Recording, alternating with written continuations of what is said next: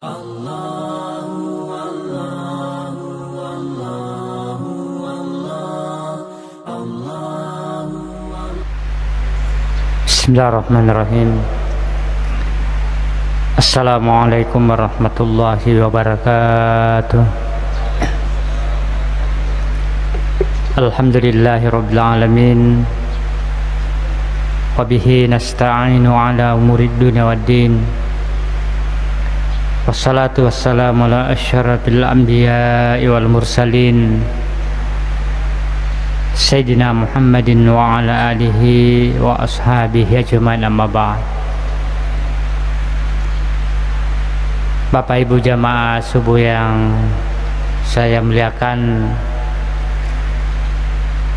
alhamdulillah, puji syukur kehadirat Allah Subhanahu wa taala di mana pada subuh hari ini kembali kita mengikuti pengajian rutin kita. Mudah-mudahan kita senantiasa mendapat hidayah dari Allah Subhanahu wa taala. Selawat dan taslim atas junjungan kita Nabiullah Muhammad sallallahu alaihi wasallam sebagai rahmatan lil alamin. Bapak Ibu yang saya muliakan, setelah pengajian yang lalu kita sudah mempelajari tentang bagaimana kisah Nuh alaihissalam yang berakhir dengan ditenggelamkannya kaum Nuh alaihissalam. Insyaallah pada malam hari ini kita akan membahas Nabi yang ketiga dan Rasul setelah Nabi Nuh alaihissalam, yaitu Nabi Hud alaihissalam wa qaumuhu. Nabiullah Hud alaihissalam dan kaumnya. Siapa sesungguhnya itu Nabi Nuh? Bapak Ibu yang saya muliakan, dijelaskan bahwa Hud alaihissalam huwa ibnu Syalih bin Arfahas bin Sam bin Nuh alaihissalam. Bahwa Nabi Nuh itu adalah anak daripada Salih yang berasal dari para Arfahas dan termasuk anak Nabi Sam, termasuk Nabi Sam dan anak daripada Nabi Nuh alaihissalam. Wa kana min qabilati yuqalu lahum Adi bani Aus, bahwa kaum Nabi Hud itu dikatakan kaum Adin yang bin Aus dari Aus bin Sam bin Nuh. Disitulah ketemunya Nabi Hud alaihissalam dengan Adin, ketemu pada keluarganya Syam. Bapak Ibu yang saya muliakan, wa kanu araban yaskununal ahqab, bahwa kaum Hud ini atau kaum Adin ini adalah Araban, termasuk keluarga Arab, yaskununal ahqab, yang tinggal di sebuah daerah yang namanya Ahqab, wahya jibalur rimal, sebuah gunung pasir. Wa kana bil yaman bainal amn wal hadramaut. Jadi Ahqab, Bapak Ibu yang saya muliakan, tempatnya adalah antara Hadramaut, yaitu yang sekarang negeri Yaman, dengan kerajaan Umman. Kalau kita lihat di peta itu, paling ujung selatan daripada daerah sekitar Saudi Arabia dan Dubai, Qatar, Kuwait dan sebagainya. Bapak Ibu yang saya muliakan, Allah Subhanahu wa taala menerangkan dalam Al-Qur'an bagaimana keadaan kaum Adin ini, sampai Allah mengabadikan dalam surah Al-Fajr, Bismillahirrahmanirrahim, Alam tara kaifa fa'ala rabbuka bi'adin Irama zatil imad. Allah Subhanahu wa taala menyampaikan kepada kita, alam tara kaifa fa'ala rabbuka bi'adin.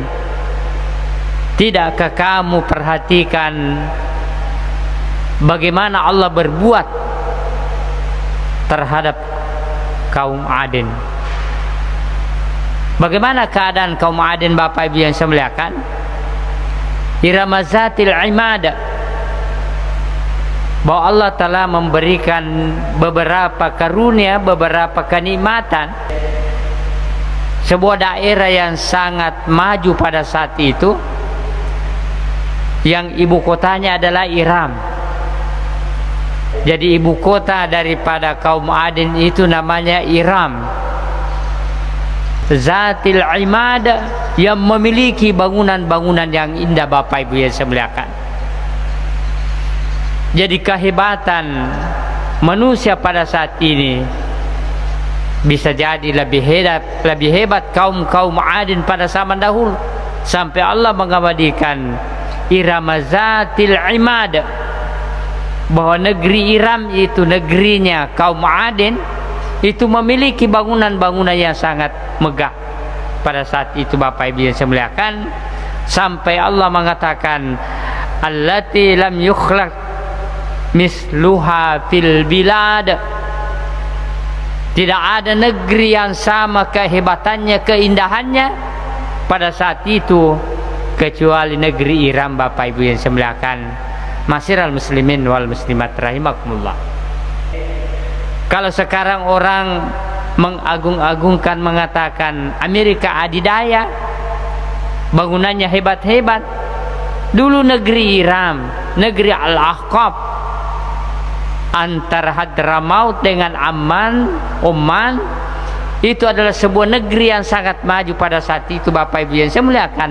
Sampai Allah mengatakan, allati lam yukhlaq misluha fil bilad. Tidak ada duanya. Negeri yang sangat indah, yang sangat maju pada saat itu, kecuali negeri Iram, Bapak Ibu yang saya muliakan. Tapi apa yang terjadi? Kemegahan, kehebatan yang dimiliki oleh kaum Adin, satu saja diminta daripada Hud alaihissalam, ibudullah, sembahlah Allah, wala tusyriku bihi syai'an, jangan kamu memperserikatkan dengan Allah Subhanahu wa ta'ala. Jadi kemegahan, kehebatan yang diberikan oleh Allah Subhanahu wa ta'ala kepada kaum Adin, ternyata mereka lari daripada ajaran-ajaran tauhid yang telah digariskan oleh Allah Subhanahu wa ta'ala. Maka ketika Nabi Hud alaihissalam menyuruh mereka untuk menyembah Allah, apa yang dia katakan? Qalal mala'ul ladzina kafaru min qaumihi inna lanaraka fi safahatin. Dalam surah Al-A'raf, ternyata dengan kemegahan, kehebatan yang dimiliki oleh kaum Adin, mereka dengan sombongnya, dengan angkuhnya, ketika diajak untuk menyembah kepada Allah Subhanahu wa ta'ala, justru dia katakan, inna lanaraka fi safahatin. Wahai Hud, sesungguhnya kami melihat kamu adalah seorang yang bodoh, safah. Kalau dalam bahasa buksi itu safah, Bapak Ibu yang saya muliakan, beleng-beleng atau beleng-beleng. Hud, kenapa kamu ajak kami kepada ibudullah sementara kamu adalah safah? Kamu adalah orang beleng-beleng. Apa kata Nabi Nuh? Qala ya qaumi laysa bi safahatun. Wahai kaumku, aku bukan orang yang safah, orang bodoh. Aku bukan orang beleng-beleng. Walakinni rasulun mir rabbil alamin. Akan tetapi aku diangkat oleh Allah Subhanahu wa ta'ala sebagai rasul untuk alam semesta. Ma'asyiral muslimin wal muslimat rahimakum. Tapi ternyata kaum Adin tetap membangkang Bapak Ibu yang saya muliakan. Dia tidak mau mengikuti apa yang dikatakan oleh Nabi Hud alaihi salam. Dia tidak mau mengikuti ajaran Nabi Hud alaihi salam. Lalu Nabi Nuh mengatakan dengan secara halus, "Uballigukum risalati Rabbi wa ana lakum nasihun amin." Aku hanya penyampai risalah. Aku hanya menyampaikan risalah yang datang dari Tuhanku. Dalam arti manusia itu tidak berhak memberikan hidayah antara sesama manusia, Bapak Ibu yang saya muliakan. Tapi manusia itu hanya sekedar penyampai, pemberi berita dari ajaran-ajaran yang telah diturunkan oleh Allah Subhanahu wa taala. Wa ana lakum nasihun amin. Kata Nabi Hud, aku hanya pemberi nasihat dengan secara jujur kepada kalian. Masyiral muslimin wal muslimat rahimakumullah. Masih kaum Adin tetap membangkang, tidak mau mengikuti ajaran Nabi Hud alaihissalam. Sampai Nabi Nuh tetap memberikan nasihat, ya qaumi la as'alukum alaihi ajran in ajriya illa 'alal ladzi fatarani afala ta'qilun. Wahai kaumku, la as'alukum alaihi ajran, saya tidak meminta bayaran kepada kamu. In ajriya illa 'alal ladzi fatarani, tetapi yang memberi bayaran kepada saya, 'alal ladzi fatarani, adalah yang Maha Pencipta, yang menciptakan aku, yaitu Allah Subhanahu wa taala. Afala ta'qilun, tidakkah kamu berpikir? Dalam arti, kalau begitu kamu yang safaha, kamu yang bodoh, kamu yang beleng-beleng, tidak mau mengikuti petunjuk. Bapak Ibu yang saya muliakan, dialog ini terjadi antara kaum Adin dengan Hud. Begitu Nabi Hud mengatakan, saya tidak menuntut upah dari kamu kecuali dari Allah Subhanahu wa taala. Kembali kaum Adin mengatakan, ya Hud, ma ji'tana bi bayyinatin wa ma nahnu bitariki alihatina an qaulika. Wahai Hud,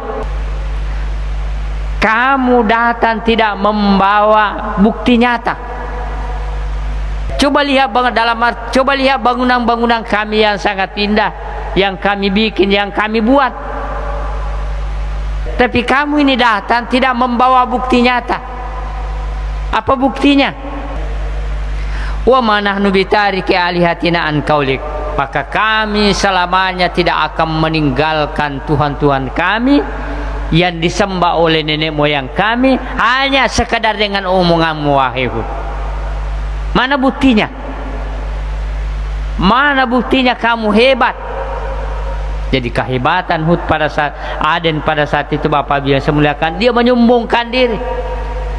Mana buktinya, wahai Hud, kalau kamu hebat? Kalau kami sudah ada terbukti, kami membangun bangunan-bangunan yang hebat, yang canggih. Bapak Ibu yang saya muliakan, wa ma nahnu laka bimu'minin, kata kaum Adin, kami selamanya tidak akan beriman kepadamu. In taqulu illa taraka ba'da alihatina bisu. Justru kaum Adin ini lebih sombong lagi, sampai dia mengatakan, kami tidak mengatakan kepada kamu melainkan kamu ditimpa kebodohan karena Tuhan-Tuhan kami. Tetap dia menganggap Hud sebagai orang bodoh. Bapak Ibu yang saya muliakan, justru dengan kamu ditimpa kebodohan karena Tuhan-Tuhan kami yang menjadikan kamu seperti itu. Masyiral muslimin wal muslimat rahimakumullah. Apa kata Nabi Nuh? Qala inni asyhadullaha wa asyhadu anni bari'um mimma tusyrikun. Kata Nabi Nuh, inni asyhadullah, aku bersaksi di hadapan Allah, wa asyhadu anni bari'um mimma tusyrikun, dan saksikan juga bahwa aku berlepas diri terhadap apa yang kamu lakukan dengan kemusyrikan itu. Min dunihi fakiduni, min dunihi fakiduni jami'an summa la tunzirun. Kata Nabi Hud, lakukanlah segala tipu dayamu kepada saya. Falatan summa la tunzirun, jangan tunggu-tunggu, silahkan Anda berbuat apa yang Anda mau. Silahkan Anda tidak mau mengikuti apa yang saya katakan, lakukan semua tipu dayamu. Summa la tunzirun, jangan menunggu-nunggu. Masyiral muslimin wal muslimat rahimakumullah. Apa yang menjadikan mereka tidak mau mengikuti ajaran yang benar? Ternyata inilah bahasa tabiatnya manusia, Pak Bu. Antara sesama manusia saling tidak menghormati, saling memandang enteng. Sampai Allah menggambarkan dalam Al-Quran, wa ma mana'an nas an yu'minu isja'ahumul huda illa an qalu ab'asallahu basyarar rasulah, bahwa tidak ada yang menghalangi mereka untuk beriman kepada Allah ketika datang petunjuk, kecuali mereka mengatakan ab'asallahu basyarar rasulah. Kenapa Allah mengutus manusia sebagai rasul? Kenapa bukan malaikat yang diturunkan? Permintaan ini juga terjadi pada zaman Rasulullah. Jadi maunya kaum Adin, jangan kamu sebagai manusia memberikan nasihat kepada kami. Kami minta malaikat yang turun. Maka Allah menjawab, Qul law kana fil ardi malaikatun yanshuna mutmainnina tanazzalna alaihim minas samai malakar rasulah. Kata Allah, seandainya di muka bumi ini malaikat yang ada berjalan kamu lihat secara tenang, maka malaikat juga aku turunkan sebagai rasul. Tetapi karena manusia yang menempati dunia ini, maka aku mengutus manusia sama dengan kalian. Akan tetapi tetap dia membangkang bapak ibu yang semuliakan, sampai kaum Adin mengatakan, aya'idukum annakum iza mittum wa kuntum turaban wa izaman annakum mukhrajun. Apakah yang dijanjikan kalian itu oleh Nabi Hud, oleh Hud, ketika kamu mati dan kamu menjadi tanah dan tulang belulang?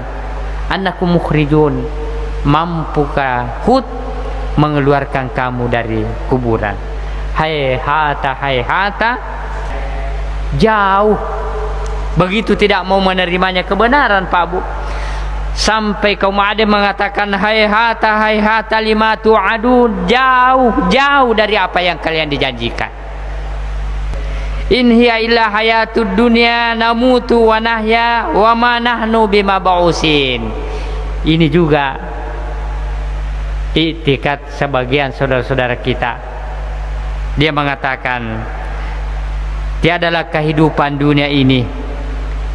Di dunia ini kita mati, kita hidup, wa ma nahnu bimab'usin, tidak akan, nanti kita akan tidak dibangkitkan di hari kemudian. Menurut pemahaman mereka, tidak ada namanya hari pembalasan. Kita hidup di dunia ini sudah menjadi sunnatullah, hidup dan mati, setelah itu selesai persoalan. Wa ma nahnu bimab'usin, tidak ada namanya hari kebangkitan, tidak ada namanya hari pembalasan. In huwa illa rajulun iftara 'ala Allahi kaziban. Hud itu tiada lain adalah seorang yang suka berdusta, menyandarkan kepada Allah. Wa ma nahnu lahu bimu'minin, Kata kaum Aden, selamanya kami tetap tidak mau beriman. Begitu kaum Aden melihat kaumnya tidak ada harapan untuk beriman, kata Nabi Nuh dengan berdoa kepada Allah Subhanahu wa taala, qala rabbinzurni bima kazzabun, ya Rabb, tolonglah saya, ya Rabb, tolonglah saya bima kazzabun, terhadap orang-orang yang mendustakanmu ini.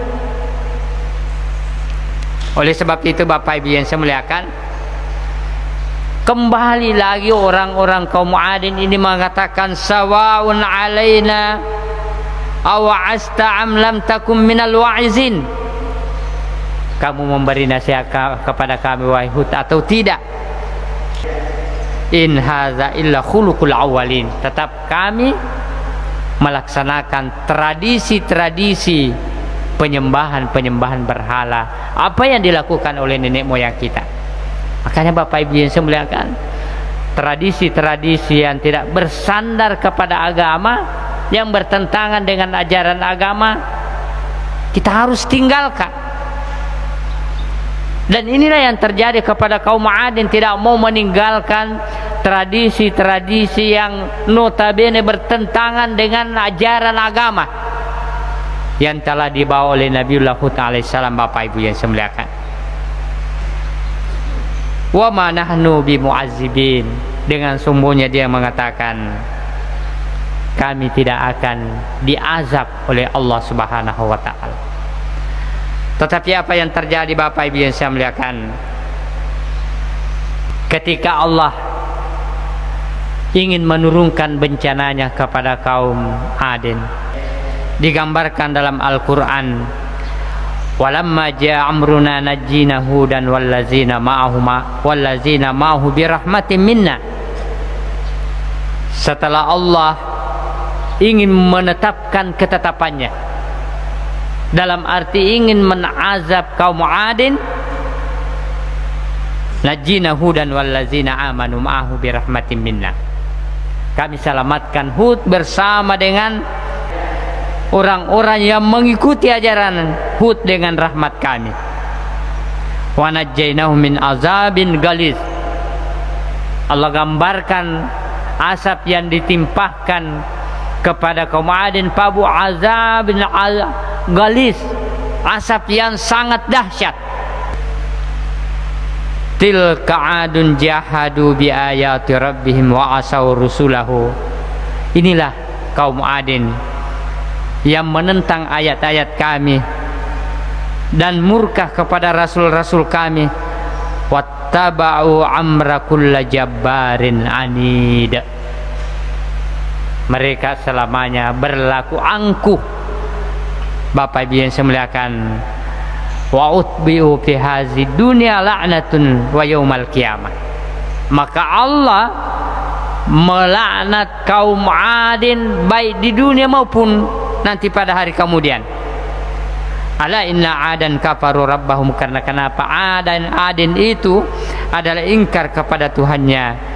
Ala buddan li adin kaum Hud, maka sungguh jauh dari rahmat Allah kaum Adin itu dari ajaran yang dibawa oleh kaum Hud. Bapak Ibu yang saya muliakan, terakhir, bagaimana gambaran asap yang ditimpahkan kepada kaum Adin Bapak Ibu yang saya muliakan, ketika mereka angkuh, ketika mereka sombong, ketika mereka menganggap dirinya hebat, maka Allah gambarkan azab yang ditimpahkan mereka dalam surah Al-Haqqah, sakharaha alaihim sab'a layalin wa samaniyata ayamin husumah. Maka didatangkan angin kencang, dan sekarang kita banyak istilahnya, apakah itu angin topan, angin tornado, angin puting beliung. Bapak Ibu yang saya muliakan, itu ditimpahkan kepada kaum Adin yang bangunan-bangunannya tertancap kuat di ibu kota Iram. Ditimpahkan angin yang kencang, angin tornado, sab'a layalin wasamaniata yauman, 7 malam 7 hari Bapak Ibu yang saya muliakan, wasamaniata ayamin husuma, terus menerus Jadi pitu ngesoi, pitu peni, yero kampung Al-Ahqaf ditimpahkan angin topan Bapak Ibu yang semuliakan. Coba bayangkan, 1 menit saja itu angin topan lewat dalam satu daerah, bagaimana kehancuran daerah itu Pak Bu? Apalagi yang namanya 7 hari 7 malam, husuman tidak ada henti-hentinya. Sama seperti ketika Nabi Nuh alaihissalam ditimpahkan kaumnya 7 hari 7 malam hujan, tidak ada henti-hentinya Bapak Ibu yang saya muliakan. Lalu dimunculkan air dari tanah, maka tidak ada lagi makhluk yang bisa hidup kecuali rahmat Allah Subhanahu wa taala. Bapak Ibu yang saya muliakan, ketika selesai angin topang selama 7 hari 7 malam, Allah menggambarkan fataral qauma fiha sar'an kanu ajasun nahli khawiyah. Allah menggambarkan, kamu lihat mayak-mayak bergelimpangan. Magala tere tawe Bapak Ibu yang saya muliakan, degaga tu sewai nasaba magala tere mana nih teh ya. Nah kada pengalata fataral qauma fiha sar'an, kamu lihat mayat-mayat bergelimpangan yang tidak terurus. Ka'annahum ajasu nahlin khawiyah, sama seperti batang pohon kurma yang tidak ada lagi isinya di dalam. Bapak Ibu yang saya muliakan, sama seperti batang kurma yang ada di jalanan yang kosong isinya. Seperti itulah makhluk yang ditimpakan oleh kaum Aden dari Allah Subhanahu wa taala. Bapak Ibu yang saya muliakan, ketika membangkang dari ajaran-ajaran.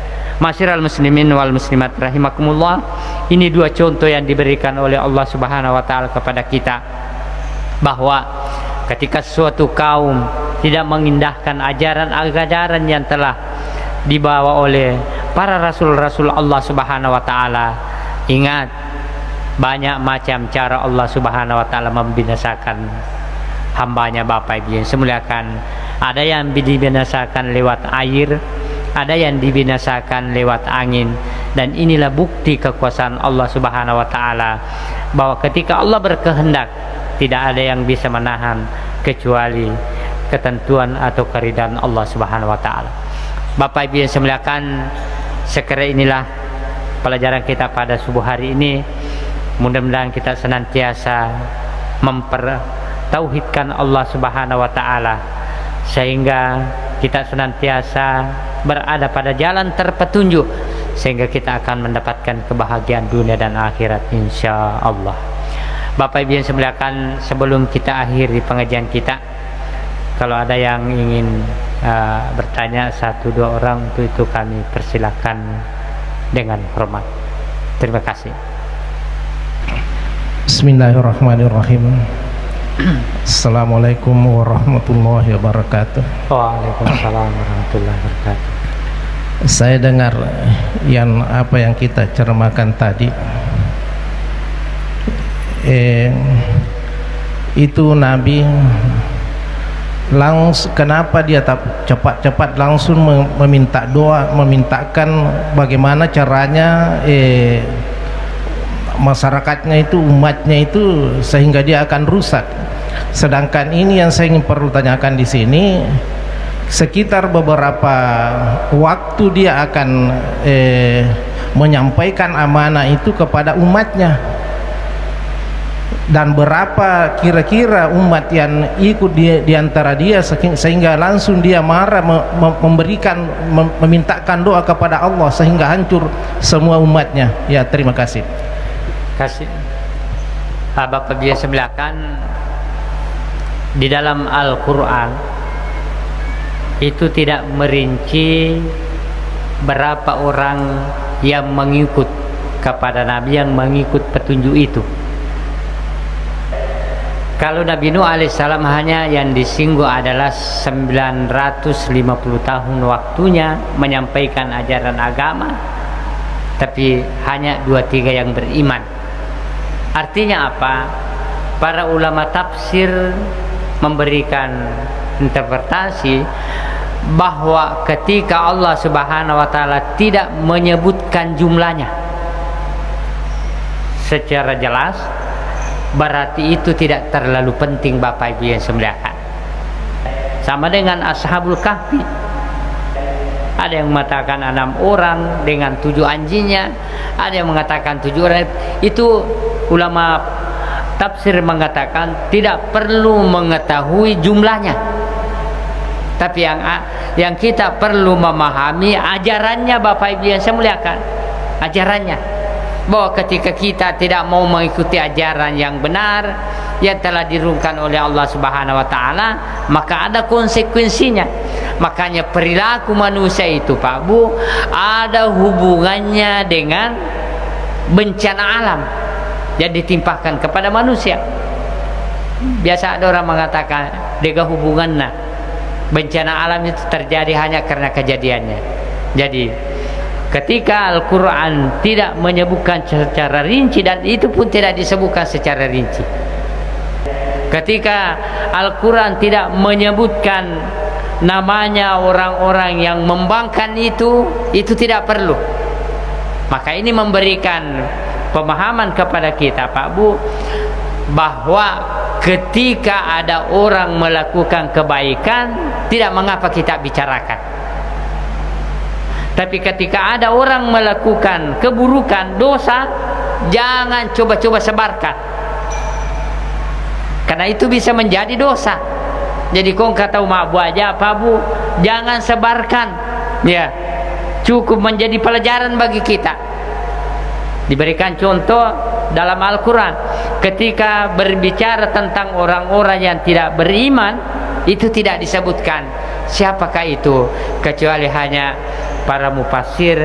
Ya, ada yang berani memberikan interpretasi namanya, tapi itu Bapak Ibu yang semuliakan tidak terlalu dipentingkan di dalam Al-Quran. Yang dipentingkan bagaimana kita bisa memahami ajaran yang dibawa oleh para nabi dan rasul. Masyiral muslimin wal muslimat rahimakumullah. Makanya ayat yang berbicara tentang Hud dengan kaumnya tidak mengatakan sekian jumlah penduduknya Al-Ahqaf, sekian jumlah penduduknya Al-Ahqaf yang dibinasakan oleh Allah, sekian orang-orang yang mengikut kepada Nabi Nuh, karena kepada Nabi Hud. Karena itu para mufassir memberikan interpretasi itu tidak terlalu dipentingkan, maka Allah tidak menyebutkan secara rinci, karena Al-Quran diturunkan itu Bapak Ibu yang saya muliakan menjelaskan secara global. Masyiral muslimin rahimakumullah, nanti Rasulullah atau para ulama yang merinci sendiri itu apa maksud daripada Al-Quran itu sendiri. Saya kira seperti itu. Wallahu a'lam bishawab. Bapak Ibu yang saya muliakan, karena pagi telah tiba, maka mari kita menutup pengajian kita. Masih ada? Ya, silakan. Bismillahirrahmanirrahim. Assalamualaikum warahmatullahi wabarakatuh. Waalaikumsalam warahmatullahi wabarakatuh. Persingkat waktu, ayat yang menarik di surah Al-Fajr bahwa bagaimana Allah memperlihatkan azab nabi-nabi sebelum Rasulullah SAW. Yang sangat menarik penjelasan Pak Kiai di ayat 13, karena itu Tuhanmu menimpakan azab. Yang saya ingin tanyakan, ada juga ulama berkata bahwa setelah Rasulullah SAW itu tidak ada azab lagi. Nah, ini bagaimana memaknai dengan ayat yang banyak menceritakan tentang azab? Apakah dengan banyaknya ujian yang terjadi dan musibah terjadi pada hari ini, apakah tidak masuk kategori azab atau seperti apa? Mohon penjelasan Pak Kiai. Terima kasih. Assalamualaikum warahmatullahi wabarakatuh. Bismillahirrahmanirrahim. Mengenai masalah azab yang kaitannya dengan baginda Rasulullah SAW, di dalam Al-Quran memang Allah Subhanahu wa ta'ala berfirman, wa ma kana Allahu yu'azzibahum wa anta fihim wa ma kana Allahu mu'azzibahum wa hum yastaghfirun. Wahai Muhammad, Allah tidak akan menazab umatmu sepanjang kamu berada di sisinya, dan Allah tidak akan mengazab umatmu sepanjang dia senantiasa yastaghfirun, istighfar. Jadi kalau ada yang berpendangan bahwa tidak ada azab setelah baginda Rasulullah SAW, kita kembali kepada ayat ini. Yang pertama, apa yang dimaksud dengan wa makana Allahu mu'azzibahu wa anta fihi, Allah tidak mengazab umatmu ketika kamu ada.